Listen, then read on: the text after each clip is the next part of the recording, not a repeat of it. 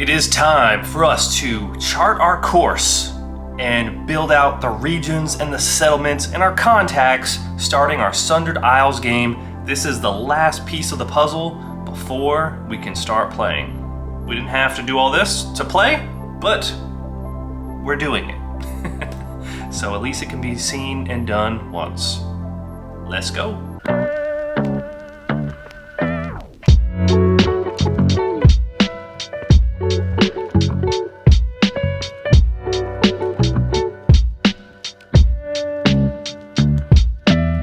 Welcome back to the channel. I'm Sacred, and this is the Sacred Art of Gaming, where we enjoy tabletop gaming with an emphasis on solo play. And we like to think of wacky ways to accomplish all of this. Today, we're not really thinking outside the box too much. We are following the rules as written as our pirate captain and his ship, known as the Imp, and his experienced crew members are... We're gonna chart our course and we're gonna figure out what region we're starting in and all of the details that come with it. For this piece in particular, there is, yes, the navigation chart, which comes with the play kit. This honestly held me up for a little bit because I couldn't find it, but here we are, we have it. I will put it over here for now. I may not even write on it right now, but at least you have seen it and you get an idea as this faction influence grid here. All right, so step one, we're going to choose our starting region. So it's going to be either the myriads, the margins, or the reaches. This is really just kind of like widely settled versus like the outskirts. And I thought this would be random, but it does not appear to have a role. What do I do? I don't want to choose, that's too much. We have Island Oracles here. All right, well, we're just gonna do, 33 and under, 4 to 66, and then 67 and up. It's close. 63, the margins. So we're kind of in that in between. Greater distances separate the islands and settlements within this region. If you want to navigate less traveled waters between remote places, start here. Okay. So now we have our set faction influence piece. And that's this this navigation chart has this here. Now that we know where we're starting in the margins, this is where we can essentially state who has control. Check the faction notes. Well, this would definitely be the Empire. We don't really want to start somewhere where the Empire has like complete control, in my humble opinion. Okay, maybe subject to change. I don't want to, I don't know, it's tough because this is actually gonna build on this to some degree. But I'm gonna say that this like transportation guild is at the heart of this, which I think makes sense for it to kind of be not quite on the full outskirts, but not in the busiest area. Followed by the pirates, which, I think that makes sense for them to be battling things out over there. I think there's going to then be an Empire presence over there, and then followed up by like the religions, and then also these like conspiracy theorists regarding like the beasts and stuff. That may change when we actually get started. I don't know, we'll see. I don't know, I would have just done this in advance, but I guess I thought that there would be a randomization to that, but it doesn't look like there is. No, there's not. Okay. So let's get right into what we are here for, which is to reveal our islands. So and you can actually like draw this on your little navigation map there. So we're going to reveal the islands, or at least one of them. So determine islands using the guide, which I mean we're gonna kind of just go off of this This isn't necessarily the total number of islands in the area, it's just a set of locations that give you a footing as your adventures get underway. Then answer the following questions for each of the islands. We're gonna do one island. I don't know if we need to go through every single one. So what is the island's landscape? Which is actually right here. No cursed roll, which makes sense. That is an 84. And an 84, it's large. It's a large place. And then next we will go to the terrain, it looks like. So we have the landscape, the location, sure, we'll just pick the largest one. Yeah, I think we're gonna go ahead and do the terrain next. That makes sense over here. It's a 2. Sodden. Low-lying wetlands. The notes that I have doesn't really line up with how I'm doing this. But that is okay. I don't know where those notes came from. Vitality, what does this even mean?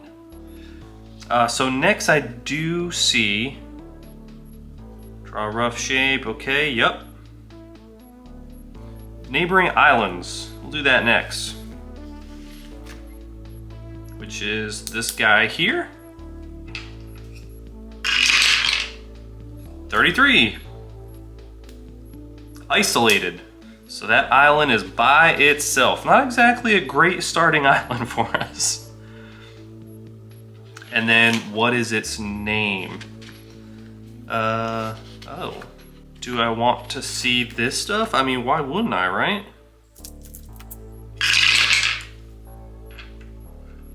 I believe that was a 7. 17. Exposed mudflats. That works out. That kind of makes sense for what we got. And then our offshore observations. Curse die is in effect here. 52. Signs of a recent battle. Very interesting. Could potentially take advantage of that. And then here is the island name that we were looking for. There are cursed island names. I dig that. Not today, though. 59. Matonga. Sounds very, very jungly. Then here we have some Overland Oracles. I don't think this is what we need right now. Very cool. I dig that. Some like hex grid, hex crawl type stuff. Overland details. Okay, maybe we stick to this here. So I think we're pretty much good on this stuff. Write the island name on your chart. Okay, yep, our general notes here. And then next we're gonna go to step 4, build a seaside settlement. Where's the settlement located? Pick an island and mark. So it's going to be on the island that we just built out. Mark a location for the settlement along the shoreline. Sure, we'll do that. How populous is this settlement? We're looking for 56. Kind of excited about some of these oracles that I'm seeing. So there actually is a chart here for the settlement location. So we'll roll 29, which will be on the shore. And then next we have the populace, which is this piece right here. That is 12. So pretty small place. Interesting. Big island, small settlement. And then what are the primary industry or activities? It's page 60, so we gotta go quite a bit here. Do we wanna roll on ambience and architecture? I mean, we might as well go in order here, right? Kind of, I don't know why they are doing two different things, but I know that, yeah, it's down here. Add more details. Let's go in order over here. And we can roll twice on this bad boy.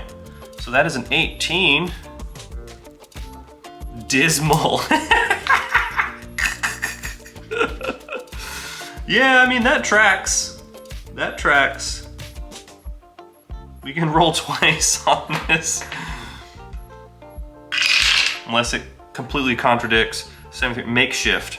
Yeah, that works perfect. I dig that. Okay, and then our settlement first look, we do have a cursed roll option here. Roll it. 51. Maze of Canals. This is, I'm feeling like the rolls have intelligence, the way that this is populating. And then the settlement identity. So we're in the margins, so we'll go ahead and roll on this. Don't need the curse die. That's a 12. So the known faction. Known faction is in control, which would be the folks that do the transportation. We have our settlement disposition.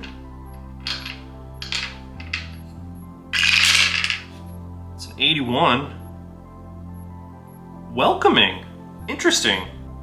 And then the authority. 82. Protective.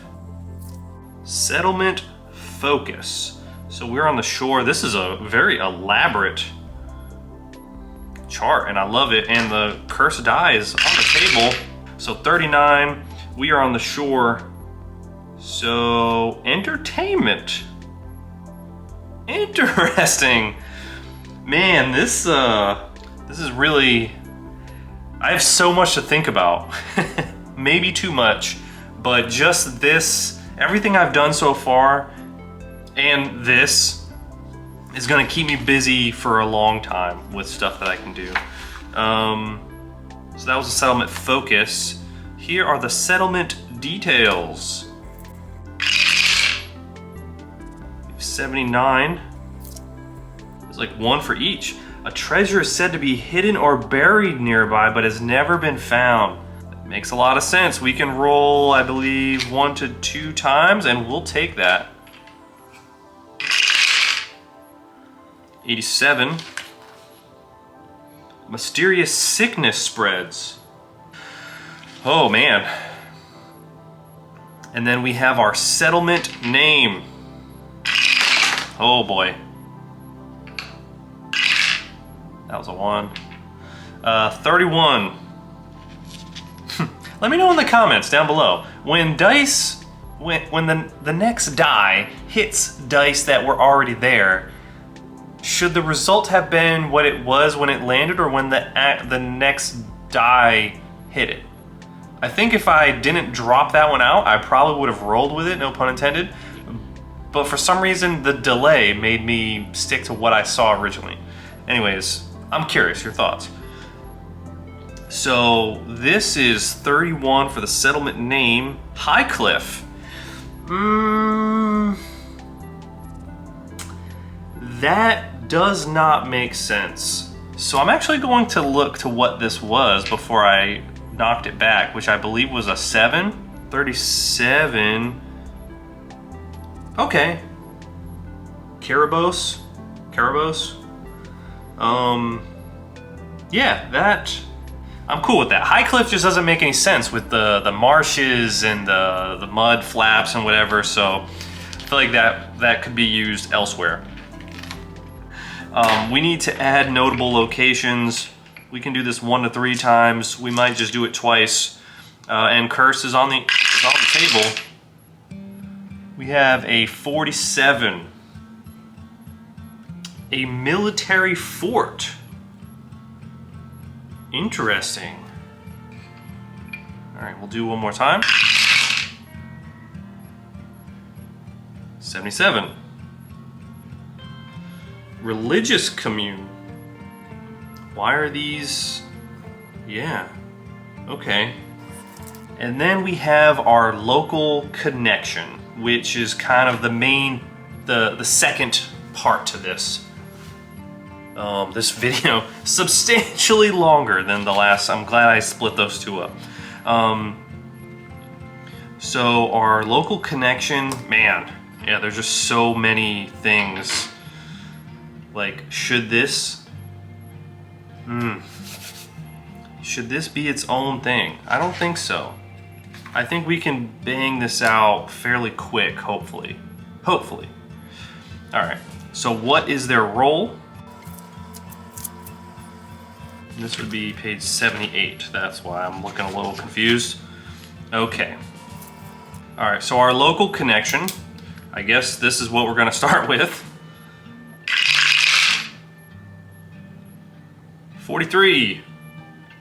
Guarded, no, grim. They are grim, which makes sense for where they are. Their disposition, 71. Desperate. And then their role, which is really the main thing that I was curious about. 36. Mystic. Wow, I would not have, okay. And that's kind of where roles like really make this interesting. So we're going to the Mystic here. 53, a necromancer. Oh my God. What a strange, oh man, this is getting crazy. What is their rank? So the higher the rank, the greater the narrative focus involved to eventually forge a bond with them. Choose a rank appropriate to their role and the level of involvement you want them to, I'm going to double back on this. I'll write a note. I'm gonna double back. What drives them, that's on 85, because I think as we learn more information, then I'll be able to commit to that. 85 is here. Do I want to roll on this character details? Why is that not? I mean, why not? We're here. Cursed is an option. I think that's why this is taking a little longer, as I'm adding in stuff that maybe I shouldn't have. 65. Oblivious. They are oblivious. And we'll roll one more. This is a 1 to 2. 43. Heartbroken. Very interesting. And then the goals, which is what we really want. We have an 88. Solve a mysterious murder. We can do one more time. 21. Cure a sickness, that's perfect! Oh, that's perfect for what we have going on here with the sickness in the area. Love that. And then name. Is there a cursed name? Oh yeah, I guess it would just be the moniker. Okay. Jesus. A given, oh, is this like male and female? Pairs, family names when choosing or rolling. Select a pair or mix and match. Okay. It also includes monikers. Not all characters have monikers. We shall see. We shall see.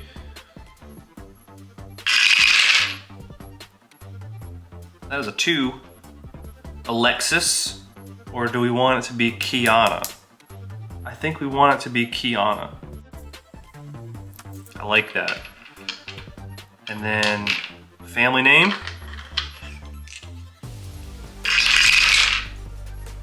Oh, we rolled, so 23 curse for the moniker here. Deadshot. I don't think that makes sense for what we're doing here. So I think we'll take a family name and then my next roll will be the moniker. So Kiana Torgan or Kiana Caldis? Kiana Caldis.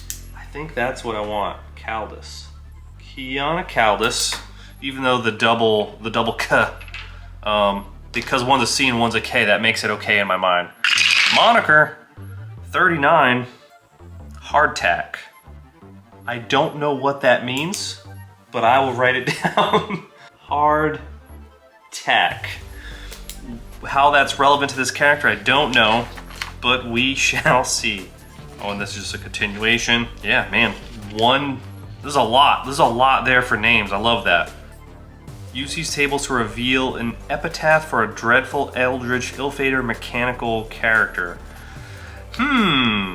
Should I have done... I almost like the idea of the necromancer being more like normal, if that makes sense. That, like, it's almost assumed that the necromancer would be weird, and I think that's why I'm kind of leaning into this, just to add some layers. So now, so we got the rank, we got what drives them, their name. Are they linked to a faction? I'm going to put a question mark there. I feel like it would probably be, yeah, I don't know, actually.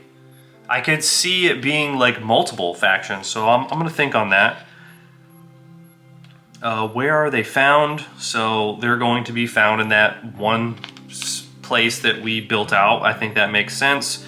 And then flesh out a connection with details using the questions below. If you prefer to keep it simple, wait until they interact with them. What are obvious characteristics of the connection? So yes, we did do all that. What have I learned of them over time? Yeah, man, I must have done all of those things, huh? I did, okay, cool. And then last but certainly not least, okay, yeah, I think we're good there. Now we're going to name the area. 119. Okay, so we have our local seas. And yeah, let's roll it up. That is a 74. I may play with these rolls, let's see. And a 77. So, Scorched Rift or Sargasso Sea? Scorched Rift I feel like is too much. Sargasso Sea, I think, yeah, we'll go with that. Sargasso Sea, which is kind of what the dice intended in the order that it was rolled. Sargasso Sea. All right, cool. Man, all right, so that took a little longer. There was quite a few rolls, and I may have added some. So we do have, we're ready to play, ladies and gents. So in our next video, Icarus Talon will begin with his local connection in some way, which is Kiana Caldis, who is a necromancer, known as Hardtack for some reason. We're in the Sargasso Sea. There's a sickness going on. There was a recent battle. Was I a part of that battle? There's so many questions, so many things that could be done.